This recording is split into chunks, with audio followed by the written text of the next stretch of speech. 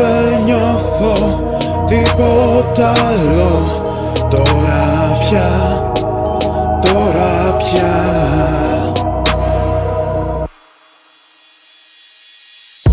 Όταν το ρολόι ώρα 0 θα χτυπήσει και ο χρόνος μπροστά μας θα έχει πετρώσει. Όταν κάθε παλμό σταματήσει και η ανάσα μειωμένη θα έχει παγώσει, τότε ίσως πάψει και η δική σας η πτώση. Με αποτέλεσμα να αναρωτιούνται τόσοι, μη σε ξεγελάει της παράνοιας η δόση της αδράνειας. Η όμορφια στην άσφαλτο θα έχει σκαρφώσει, μετατρέποντας κάθε ιδέα σε θρύψα, αλλά θυμίζουνε σπασμένα γυαλιά. Δεν ήταν και δεν θα είναι ποτέ κοφτερά. Δεν είχες ποτέ ούτως ή άλλως στερά για να πετάξεις. Παραισθήσεις και οράματα δεν είναι αρκετά στην όψη του τυφώνα που δεν σταματά. Μα θα πληρώσεις τις επιπτώσεις, γιατί βουτιά στο κενό σε έχει προδώσει. Άρχισες να το καταλάβεις και στο πανετώσει. Η βουτιά στο κενό σε έχει προδώσει, μ' ακούς?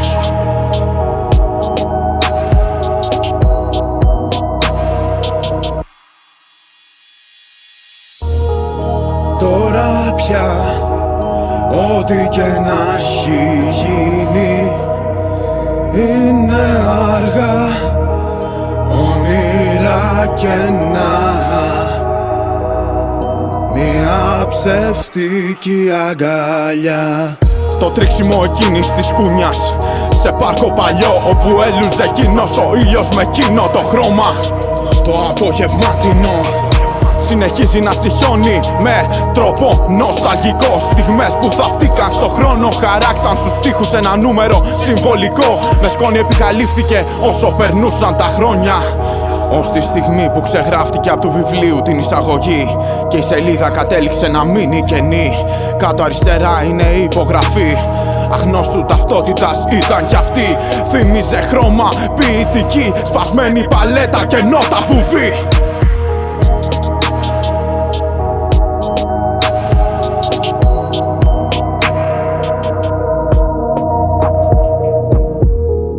Τώρα πια ό,τι και να έχει γίνει είναι αργά. Όνειρα κενά, μια ψεύτικη αγκαλιά.